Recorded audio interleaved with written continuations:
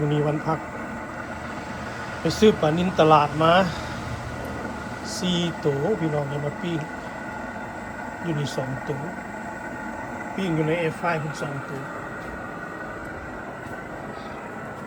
กำลังปิ้งอยู่กำลังปิ้งอยู่ในแอร์ฟรายอยู่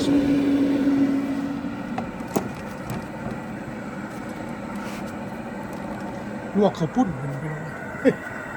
อเมริกานี่ลวกข้าวปุ้นได้กินข้าวปุ้นแห้งได้บ่ได้กินข้าวปุ้นสดคืออยู่เมืองลาวพี่น้องเอามาข้าวปุ้นแห้งมาแล้วก็มาลวกใส่น้ำต้มใส่น้ำมันฟดๆแล้วก็ชุบพุ่นล่ะจังก็เอามาจับเป็นจับไว้แล้วสิเฮ็ดปิ้งปลาแล้วก็พันกับข้าวปุ้นว่าซะในตู้เพิ่นอยากกินพันก็เลยว่าไปซื้อปลามาปิ้งก็บ่ได้ปิ้งใส่ถ่านแต่อย่างคือบ้านเฮาได้พี่น้องปิ้งใส่เตาแอร์ฟรายจังซี่เตาอบกับบ่แม่นบรรยากาศข้างนอกก็สิมีสโนว์ตกหนาวเต็มไปหมดเต็มไปด้วยสโนว์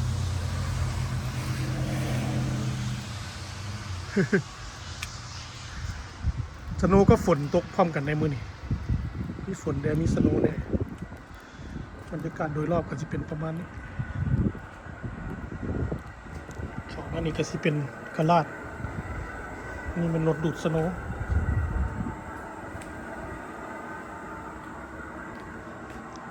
นี่มันรถตัดหญ้ายามนี้บ่ได้ออกแล้วเพราะว่าบ่มีหญ้าให้ตัดยามสโนว์นี่อีก5-6 เดือนข้างหน้าเพิ่นอาจจะไปสิได้ตัดไปสิมียามแล้งบรรยากาศอยู่ในกะลาดก็สิเป็นประมาณนี้แหละพี่น้องเอ้ยโอโยอัญญะ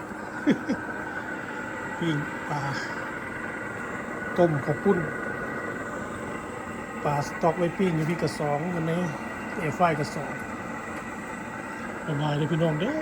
วันพักผ่อนปิ้งปลาต้มข้าวปุ้นพันสโนว์กับฝนก็ตกมาเป็นระยะบ๊ายบายเด้อ